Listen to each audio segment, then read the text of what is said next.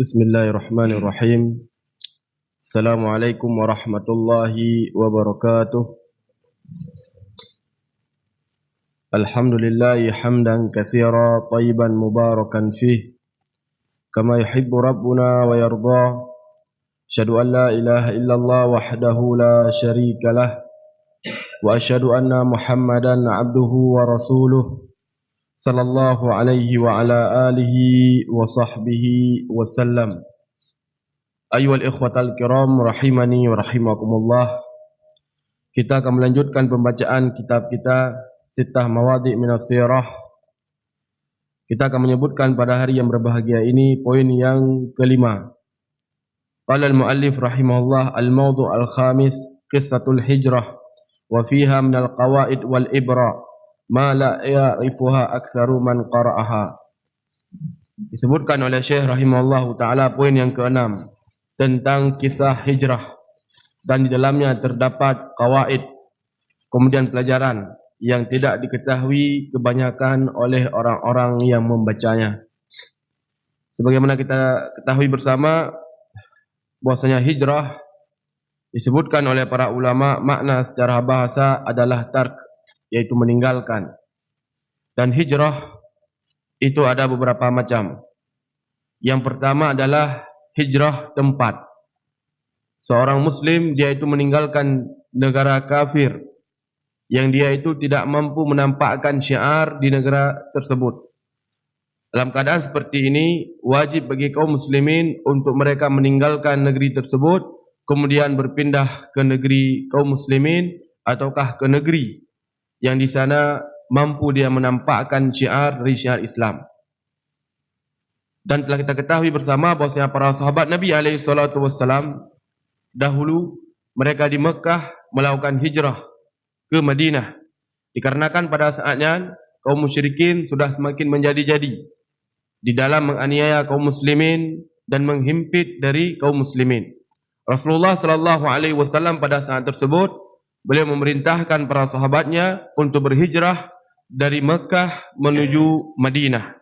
Dan mereka subhanallah meninggalkan harta-harta mereka, meninggalkan keluarga mereka, yang mereka cari adalah keridhaan Allah subhanahu wa ta'ala. Dengan disebutkan salah seorang sahabat yang bernama Suhaib bin Sinan Ar-Rumi radhiyallahu an, ketika beliau berhijrah pada saat itu, beliau dihadang oleh kaum musyrikin. Ditahan oleh kaum musyrikin. Kaum musyrikin mengatakan, "Wahai Suhaib, ron jamun nejak bak kamu dalam keadaan gasin. Kemudian bak oronyo ron kali harta dan nak kubah kamu."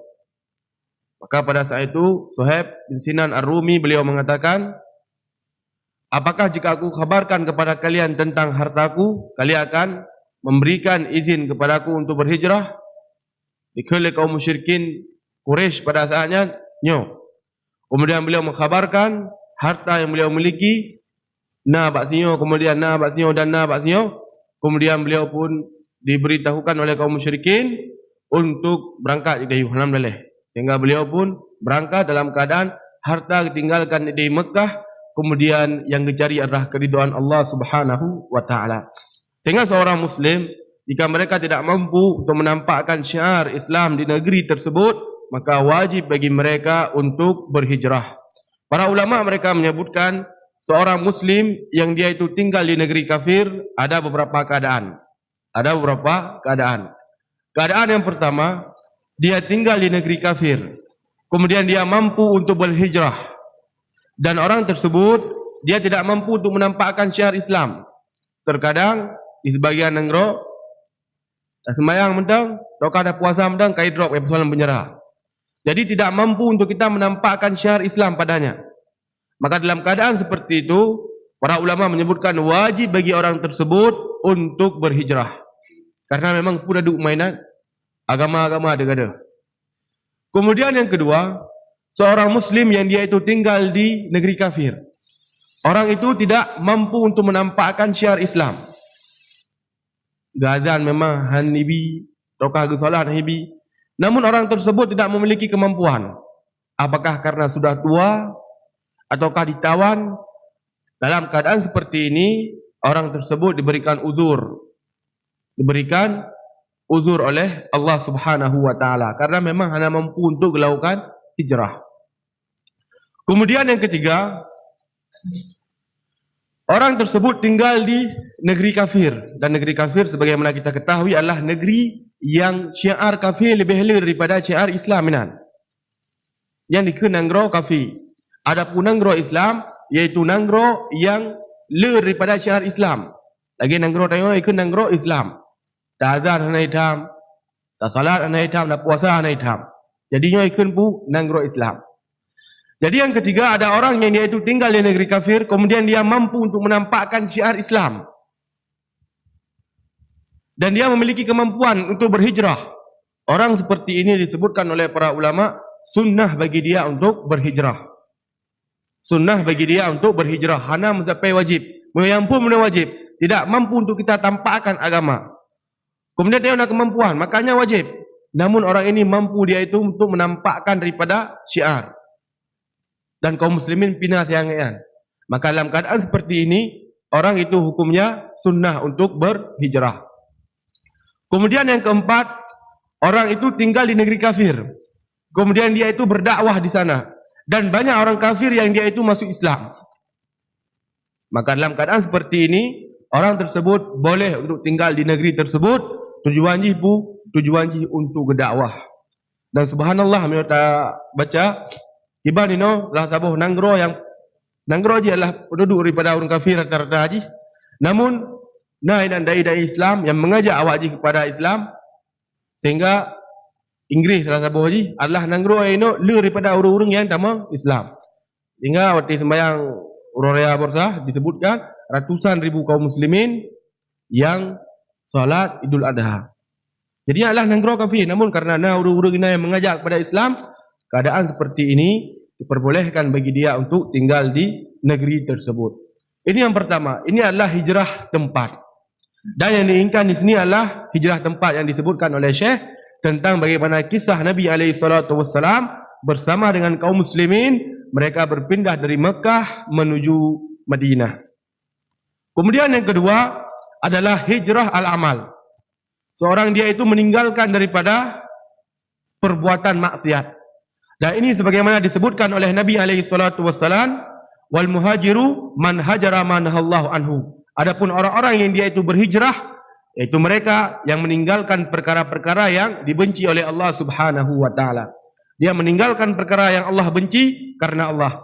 Dan ketahuilah wahai kaum muslimin, bahwasanya seorang muslim yang dia itu meninggalkan perkara karena Allah Azza wa Jal, Allah akan menggantikan yang lebih baik. Nabi mengatakan, innaka lan tada'a syai'an lillahi azza wa jal illa baddalakallahu bihi ma huwa khairun laka minhu. Tidaklah salah seorang di antara kalian meninggalkan suatu perkara karena Allah azza wa jal kecuali Allah akan menggantikan kepada kalian perkara yang lebih baik. Disebutkan oleh Al-Imam Ibn Rajab Al-Hambali dalam kitab Zail At-Tabaqat An-Nabilah. Beliau menceritakan sebuah biografi salah seorang ulama Ahlussunnah wal Jamaah yang bernama Al-Qadhi Abu Bakar Al-Bazzaj. Diceritakan oleh beliau bahwasanya pernah Al-Qadhi Abu Bakar ini tinggal di Mekah. Pada saat itu beliau berada dalam keadaan watak yang sangat sempit. Pengtan makanan dan di anak sepuna saja. Kemudian beliau menemukan satu kantong dari sutra, kemudian ikatan di sutra. Beliau mengambil, kemudian beliau bawa pulang ke rumahnya. Ketika dibuka, rupanya yang di dalam tersebut adalah permata. Yang hantam pernah ke kalian lagi. Setelah beliau keluar, terdengar kabar bahwasanya ada seorang pria tua yang dia itu sedang mencari kantong menu. Maka dipegah oleh orang tuayan. So mentang yang merumpak daripada kantongnya, maka akan lebih 500 dinar. 500 dinar menyopeng dia ini sekitar 2 miliar atau 1 miliar tengah. Menyomrumpak maka akan lebih pendinan. Maka beliau pun memanggil orang tua tersebut, kemudian beliau bawa ke rumahnya. Orang tua ini pun menceritakan bos haji, barang lung yang ada adalah permata, kemudian mengikat dengan kain dari sutra, kemudian kantong jipi dari sutra. Ini di antara cara mesti merumpak barang. Beg tengok tak pegah langsung nyempak barang. Terkadang yang ada pu peng serbe, dia rempak peng tertu hitam, 4 peng rona. Jadi bagi juk pu peng gop. Jadi Abu Bakar Al-Bazzaj ini beliau bertanya secara detail, kemudian beliau memberikan permata tersebut kepada orang tua tadi. Maka orang tua yang pi gejuk peng nyempak imbalan geron. Abu Bakar ini menolak. Beliau mengatakan lu haluntung. Kemudian orang tua ini terus mendesak, dicok peng geron. Beliau pun menolak kerana amanah agak memang. Amanah agak barang yang terumpat ajuk pulang. Maka pada saat tersebut orang ini pun pergi. Maka suatu ketika Al-Qadhi Abu Bakar ini beliau menaiki sebuah perahu, kemudian perahu yang beliau naiki pecah, tenggelam. Jadi meninggal orang, kemudian harta tenggelam, dan kemudian pada saat gemumak tu bak sabuh ke, sehingga beliau terdampar di sebuah tempat. Di tempat tersebut disebutkan bahwasanya beliau melihat sebuah masjid. Beliau pun salat di sana, maka truk kaum muslimin. Ya kalian ngian karena kalian juga doa baca Al-Quran. Orang ini rata-rata nak doa baca Al-Quran. Maka datang mereka kemudian mengatakan ajarkan kepada kami Al-Quran. Kemudian beliau juga bisa menulis. Maka diminta oleh kaum muslimin anik-anik urji pemuda-pemuda wajib untuk imurno Qadhi Abu Bakar. Maka kaum muslimin di saatnya pun didesak bahwa saja ada seorang anak yatim yang dia itu memiliki harta yang sangat banyak.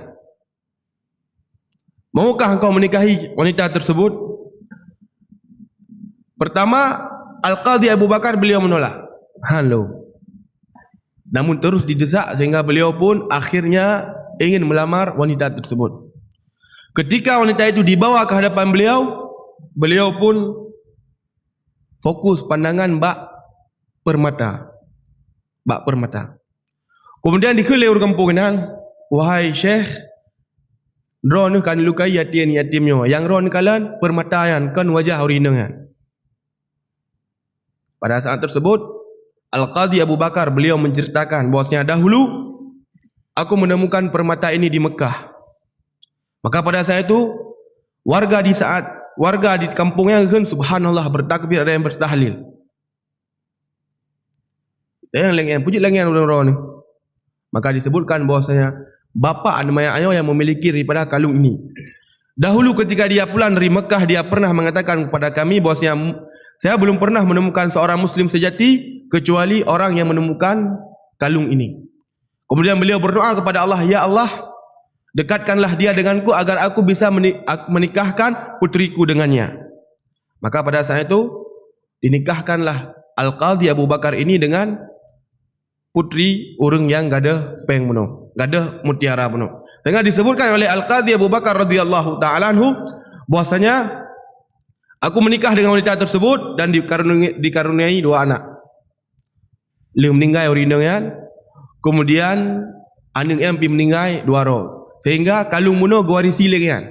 Dan disebutkan tak kala beliau menjual itu harganya sekitar 100,000 dinar. Kita melihat ayat wali khotal kiram rahimani rahimakumullah, Allah Azza wa Jal menghentikan yang lebih baik. Karena menurut dalam keadaan tengah lapar dah tengah dek peng tan, menyo merempak peng menurut terkadang sebagai orang pandai aman. Gecok yang gepula berangkat ju, bertuh berangkat. Jejak dan alih dengar karena peng mana sama sekali. Namun beliau pulang karena Allah Subhanahu wa taala. Ini yang kedua. Kemudian yang ketiga ayat wali khotal kiram rahimani rahimakumullah, yaitu hijrah al-amil, yaitu seorang meninggalkan pelaku bid'ah ataukah meninggalkan daripada pelaku maksiat yang jika ditinggalkan ada efek jera padanya. Nah, efek jera. Jadi kalau tinggalkan mata nak efek jera sehingga orang berfikir puja lagi hana permulun, puja lagi hana di pegah abang lun, maka dia akan berfikir. Apabila ada efek jera kemudian dia akan sadar, maka diperbolehkan bagi seseorang dia itu untuk meninggalkan seseorang karena hal tersebut. Sehingga disebutkan dalam sebuah asar yang sahih yang akan menutup daripada perjumpaan di sebuah yang berbahagianya tentang kisah salah seorang sahabat yang bernama Abdullah bin Mughaffal. Beliau pernah menceritakan sebuah hadis Nabi SAW kepada beberapa orang. Nabi SAW melarang tentang al-kadhib. Al-kadhib adalah maksudnya apa? Main ketapel, dicok buku gandu, suji cim dan yang semisal. Jadi Nabi SAW melarang ini. Karena kenapa? Karena ini tidak mematikan hewan buruan, kemudian juga tidak mematikan musuh. Yang na patah ego, tokah buta. Kemudian ada salah seorang di antara itu mengatakan, memang pujud mahanja dan enadayan. Orang ini ingin membantah daripada ucapan Abdullah bin Mughaffal yang beliau ini menukilkan hadis Nabi SAW. Kemudian beliau mengatakan, saya sampaikan kepadamu hadis Nabi SAW. Kemudian engkau mengatakan demikian, sungguh aku tidak akan pernah berbicara denganmu selamanya. Sehingga oleh khawatal kiram rahimani wa rahimakumullah, ini macam-macam hijrah. Pertama adalah hijrah tempat, yang kedua adalah hijrah dari amalan, yang ketiga adalah hijrah orang-orang yang dia itu melakukan amal kejelekan dan amal yang dimurkai oleh Allah Subhanahu wa taala. Mungkin hanya yang penting disebutkan. Badan kullu maaf, subhanakallahumma rabbana wa bihamdik, syadu an la ilaha astaghfiruka wa atubu ilaik. Assalamualaikum warahmatullahi wabarakatuh.